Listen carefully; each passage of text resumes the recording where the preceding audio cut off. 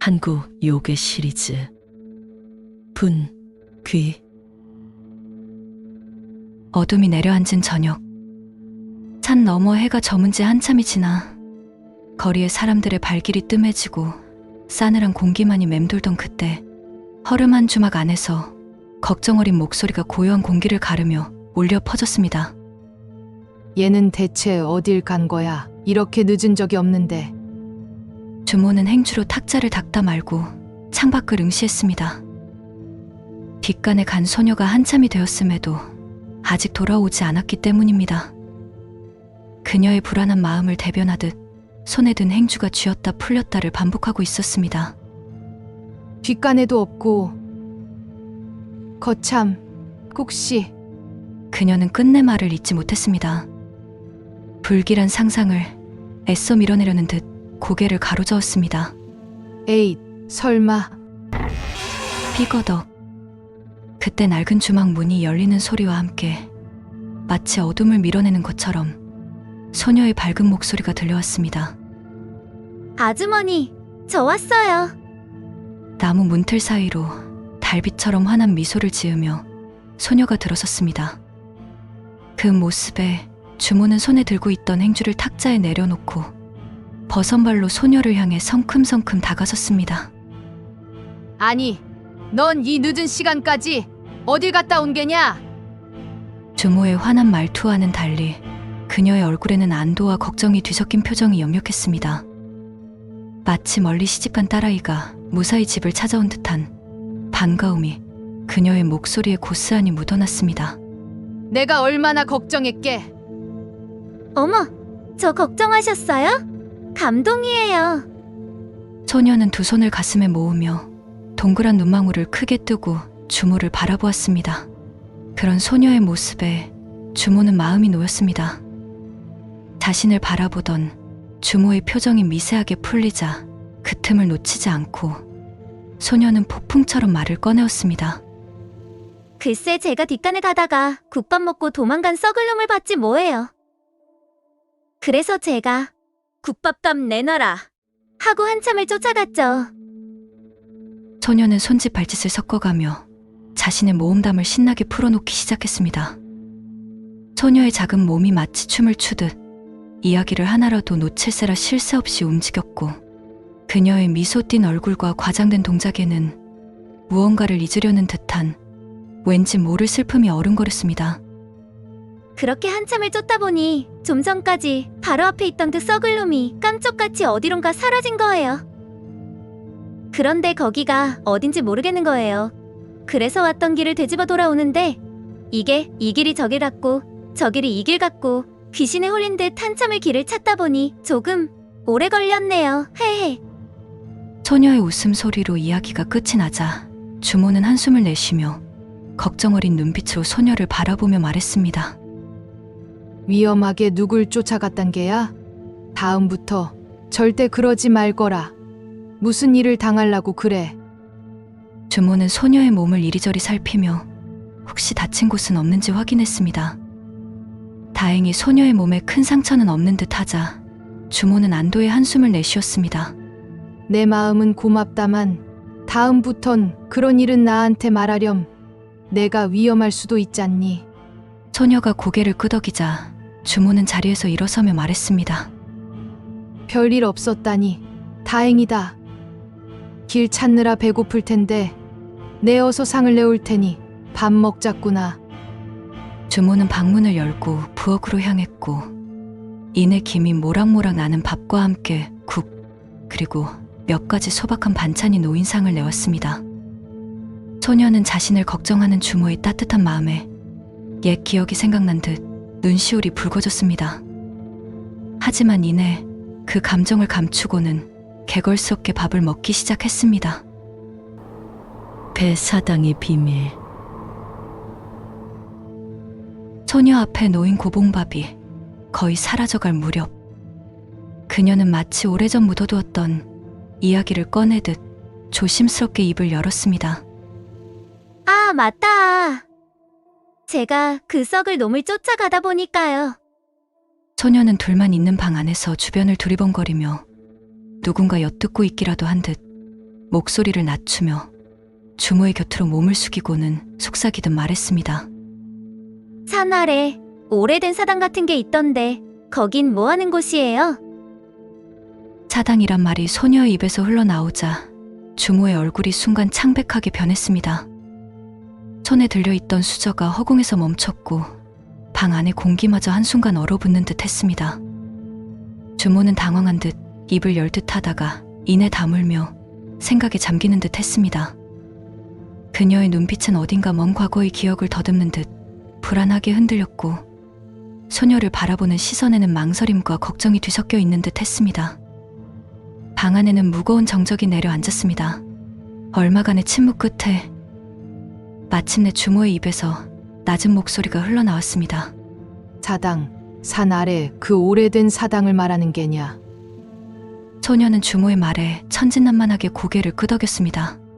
네? 아마 맞을걸요? 주모는 한숨을 내쉬며 소녀를 바라보았습니다. 오래전 이야기지만 아직도 생생한 그날의 기억이 주모의 마음을 불안하게 만들었습니다. 잊었다고 생각했던 기억이 소녀의 한마디에 다시 떠올랐습니다. 너 그 멀리까지 간 것이야. 행여나 거긴 절대 가지 말거라. 그곳은 아주 무서운 곳이란다. 그러니 절대 갈 생각은 하지 말거라. 주모의 두려움과 단호함이 묻어나는 말에 소녀는 표정을 감추며 무거운 분위기를 환기시키듯 웃는 얼굴로 대답했습니다. 에잇, 안 가요. 그런데 거기 무슨 일 있었어요?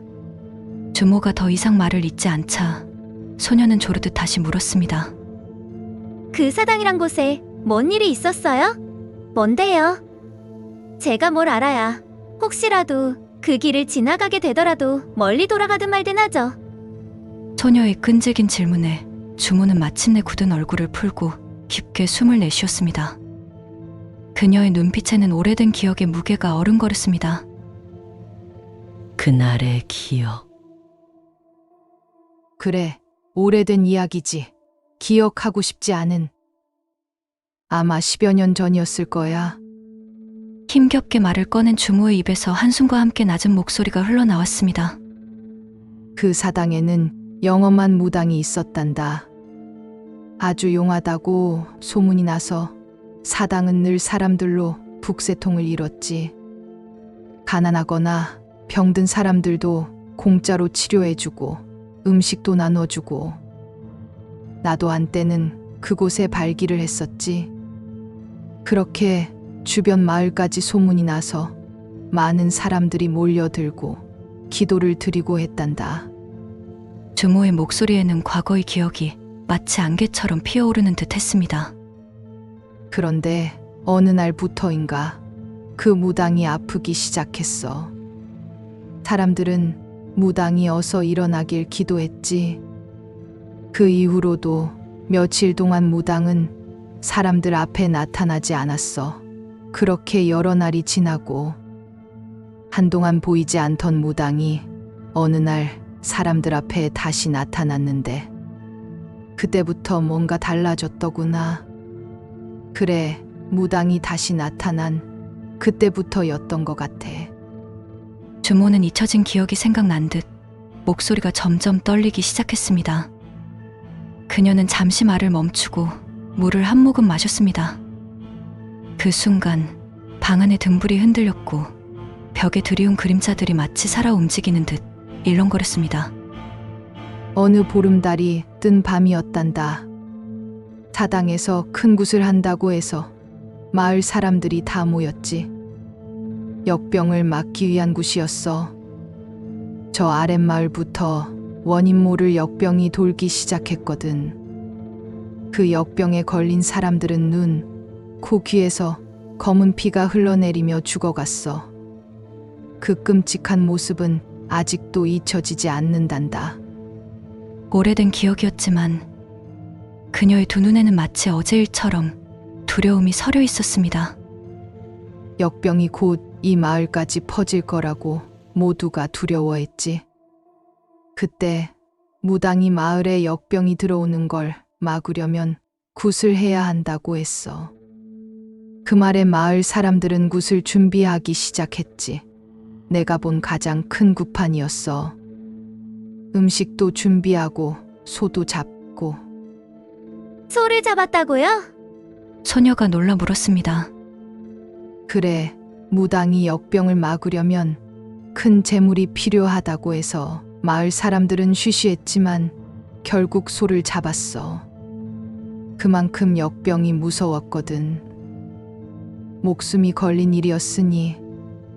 하지만 그날 무당의 모습은 평소와 완전히 달랐어. 뭔가 이상한 행동을 하고 두 눈은 생기라곤 찾아볼 수 없이 텅 비어 있었지. 마치 넋이 빠져나간 사람 같달까. 평소의 온화한 미소는 온데간데 없고 대신 얼음장같이 차가운 표정과 뼛속까지 스며드는 음산한 기운을 내뿜고 있었어. 사람들은 병 때문이라 여겼지만 그 분위기는 정말 섬뜩했단다. 주모는 말을 멈추고 깊은 한숨을 내쉬었습니다. 구슬했음에도 결국 마을에 역병이 돌았단다. 많은 사람들이 죽었지. 그런데 더 이상한 건 무당은 그 이후로 자취를 감췄어. 사당에 가보니 텅 비어 있었고 무당의 방에는 이불 한 장, 옷 한 벌 없이 그저 무당이 늘 입던 하얀 무복만이 가지런히 놓여 있었지. 마치 누군가 그 옷을 입고 있다가 연기처럼 사라진 것 같았어. 주모는 잠시 말을 멈췄다가 소녀의 얼굴을 바라보며 낮게 속삭였습니다. 그날 이후로 그 누구도 무당을 본 적이 없어. 일부 마을 사람들이 무당을 찾아 이곳저곳을 다니고 했지만 아무런 흔적도 찾을 수 없었어. 사람들도 점차 무당을 찾기를 포기했지. 사당을 찾는 이들이 점차 줄어들었고 그 후로 사람들은 그 사당을 저주받은 곳이라 부르며 가까이 하지 않았지. 밤마다 이상한 소리가 들리고 귀신을 봤다는 사람도 있었어. 특히 보름달이 뜨는 밤이면 더 심하다고 했지. 주모는 소녀의 손을 꼭 잡으며 단호하게 말했습니다. 그러니 그 사당에는 절대 가지 말라는 거야. 특히 보름달이 뜨는 밤에는. 알겠니? 소녀는 천천히 고개를 끄덕였습니다. 그러나 이내 궁금한 듯 다시 물었습니다. 근데 역병은 그냥 병이잖아요. 그런데 왜 사람들이 그곳을 저주받은 곳이라고 해요? 주모는 잠시 침묵했다가 무겁게 입을 열었습니다. 그래, 역병에 많은 사람들이 죽었지만 또 산 사람도 있었거든. 그런데 그날 굿에 참여했던 사람들은 모두 죽었단다. 그래서 사람들이 그곳을 저주받은 곳이라 부르는 거야. 잠시 무거운 침묵이 흘렀습니다. 주모는 일부러 밝은 목소리로 분위기를 바꾸며 본인 앞에 놓인 수저를 들며 말했습니다. 자, 이제 그만. 무서운 이야기는 접어두고 밥 먹자. 다 식었겠구나. 소녀는 시선을 돌려 열린 문틈 너머로 밤하늘을 바라보았습니다. 어둠 속에서 달이 점점 차오르며 밝게 빛나고 있었습니다. 아주머니, 다음 보름달은 언제예요? 달을 바라보던 소녀가 물었습니다. 사흘 후쯤인가. 무심코 대답을 하던 주모의 손이 멈칫했습니다. 소녀를 바라보는 그녀의 표정이 다시 굳어졌습니다. 행여나 그 사당에 가려는 생각은 하지도 말거라. 특히 보름달이 뜰 때면 무슨 일이 일어날지 몰라. 그날이면 마을 사람들도 그 근처엔 얼씬도 안 한단다. 주모의 목소리에는 두려움과 소녀를 향한 진심 어린 걱정이 묻어났습니다. 소녀는 웃으며 대답했습니다. 에이, 아주머니. 제가 무섭게 저녁에 어딜 나가요. 전 그냥 보름달이 뜨면 소원 빌려고 그러는 거죠. 제가 찾고 있는 그님이 어디쯤 계시는지 어서 제 앞에 나타나길 바라는 소원 말이에요. 찰나의 순간 소녀의 얼굴에 섬뜩한 표정이 스쳐 지나갔습니다.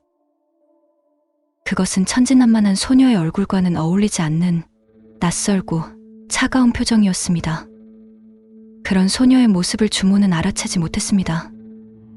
소녀는 주모의 시선을 피해 남은 밥을 먹기 시작했습니다. 그런 소녀를 따뜻하게 바라보던 주모가 애써 미소를 지으며 말했습니다. 그래, 무서운 밤에 어딜 간다는 건지 나도 참. 너도 그 사람을 어서 빨리 찾아야 할 텐데. 주모의 말에 소녀의 젓가락이 잠시 멈췄지만 곧 아무렇지 않은 듯 다시 밥을 먹기 시작했습니다. 사흘 후라 보름달이 차면 뭔가 나올지도 몰라. 소녀는 오늘이라도 당장 폐사당을 가볼까 했지만 보름달이 뜨는 날까지 기다렸다 움직이기로 마음먹었습니다. 괜히 헛수고하지 말고 뭔가 나올 만할 때 가봐야지. 혹시 모르지 달이 차오르면 그님이 나타나실지도. 달아 달아 어서 차오르거라. 깊어가는 밤 어두운 하늘에는 밝은 달이 점점 차오르고 있었습니다. 한국 요괴 시리즈 분기 다음 편에서 만나요. 그리고 구독과 좋아요 부탁드려요. 여러분들의 구독과 좋아요는 저에게 큰 힘이 된답니다. 여기까지 봐주신 분들 고마워요. 코롬 안녕.